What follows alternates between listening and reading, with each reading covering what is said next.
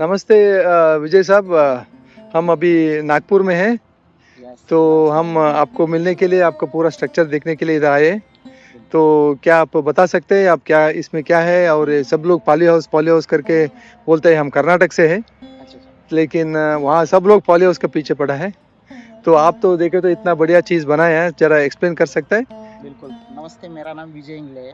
मैं महाराष्ट्र से हूँ और मैं पिछले 17 साल से फील्ड में काम कर रहा हूँ। तो बहुत लोग हैं कि अभी बिना सोचे समझे अगर किसी का एडवर्टाइज़ देख लिया और या यूट्यूब में देख लिया या कहीं से भी देख लिया, तो आप डायरेक्टली बिना प्रैक्टिकल देखे आप डिसीज़न लेके पॉली हाउस में जाना या नेट हाउस में जाना। बट आप रियल में देखना चाहिए कि इसमें दोनों में डिफ़रेंट कितना है और आपका जो डिफरेंट कॉस्टिंग का है, नेचुरली, मैन्युअली, उसमें जो इफेक्ट आ रहा है। तो हम जो नेट हाउस जो बना रहे हैं उसमें अपना पॉली हाउस और नेट हाउस में इतना है कि पहले तो डिफरेंट है कि हम 100% जो ऑटोमेशन यूज़ कर रहे हो पॉली हाउस में करना पड़ता है। नेट हाउस में हम 50% लेके चल रहे हैं कि नेचुरली भी 50% है और कुछ तरीके में कुछ लेवल में हम 50% मैन्युअली कर सकते हैं, नेचुरली कर सकते हैं।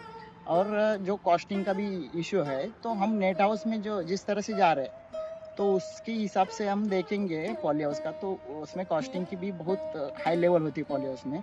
और नेट हाउस में फिर आम फार्मर जो लोग रहते हैं, जो इंडिया के जो नॉर्मल विलेज में आते हैं, तो उनके लिए सबसे बेस्ट तरीका है कि नेट हाउस का, क्योंकि उनको मेंटेनेंस की एक चीज़ है कि सबसे ज़्यादा पॉली हाउस में मेंटेनेंस बहुत ज़्यादा हो जाता है। और क्लीनिंग का है, पूरा ऑटो मशीन लगता है, तो उसको पूरा इलेक्ट्रिसिटी है आपका, तो लेबर वर्कर का है, फिर मैन पावर, आर्थिक मतलब कंडीशन जो है, पैसों की ज़रूरत है, उसके हिसाब से देखेंगे तो नेट हाउस में आपका डायरेक्ट 50% का मतलब बच जाता है। और दूसरा चीज़ है कि हम नेट हाउस लगा रहे हैं, बट जो पॉली हाउस का है उसके हिसाब से यहाँ पर भी हम काम करके दे रहे हैं। तो इसमें हमने यहाँ पे नेट हाउस में 4 लेयर कर दिए है, जो टॉप में हमारा पूरा कवरिंग कवर कर देता है पूरा साइड, चारों साइड से। उसके बाद में आता है अपना ईएसएन का। ईएसएन में हम अगर टेम्परेचर तीनों सीजन में आपको जितना टेम्परेचर चाहिए उसके हिसाब से हम कंट्रोल कर सकते हैं। और बाकी साइड में जो हमारा विजय जी, ऊपर या का कितना जीएसएम है और ये कितना परसेंटेज है? 50 और 30। पूरा ऊपर का कितना है? 50। 50 का। या और ये एएसएम का ये 30 का। 30 का। अच्छा।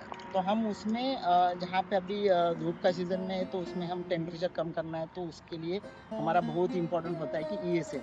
और ईएसएन हम यूज़ करेंगे तो हमारा टेम्परेचर कंट्रोल इसमें हो जाता है।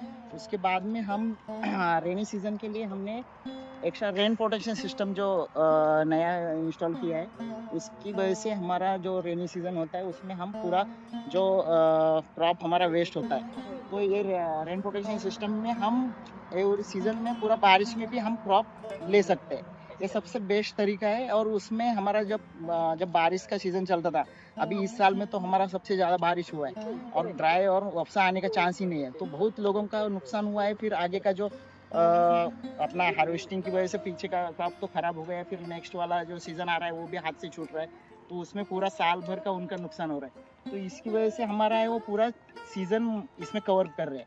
जैसे कि अभी रेन प्रोटेक्शन में हमने इंस्टॉल कर दिया, तो बारिश की वजह से जो नुकसान हो रहा था वो अभी इसमें हमारा पूरा 100% रिकवर हो रहा है, पूरा यूज़ कर रहे हैं हम। और उसके नीचे हम ट्रेलिजिंग सिस्टम दिया है, जो 4th लेयर में जो मिल रहे हैं हम, तो उसमें हमारा जो क्रॉप्स जो कुकुम्बर है, करेला है, जो वेल वर्गीय जो प्लांट रहेंगे, उसमें हम क्रॉप सपोर्ट के लिए ड्रेजिंग यूज़ कर रहे हैं। तो उसकी वजह से यहाँ पे हम ऑल सीजन, तीनों सीजन में हर साल बिना मतलब सीजन गवाए पूरा क्रॉप सीजन यहाँ पे नेट हाउस में ले सकते हैं।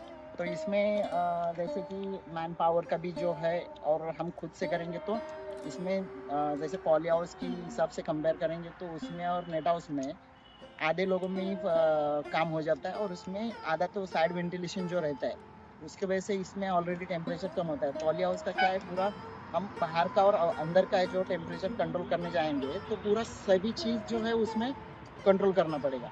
और इसमें 50% हम कंट्रोल कर सकते हैं। बाकी वेंटिलेशन के लिए इंटरनल अगर रिक्वायरमेंट रहेगा तो हम यहाँ पे वेंटिलेशन फैन जो आता है उसके लिए दे सकते हैं, या कुछ और भी ड्रिप इरिगेशन के लिए हम अभी ड्रिप इरिगेशन का इंस्टॉल कर रहे हैं। तो क्लीनिंग करने के बाद इंस्टॉलेशन होगा तो ड्रिप इरिगेशन होगा, उसके बाद में हम अगर यहाँ पे ट्रेलिजिंग दिया है उसके लेवल में हम फॉगर सिस्टम देंगे। तो उसकी वजह से हमारा जो अगर इसमें भी अगर कुछ इंक्रीज होता है टेम्परेचर या तो उसमें और कंट्रोल कर सकते हैं। अच्छा बाकी सब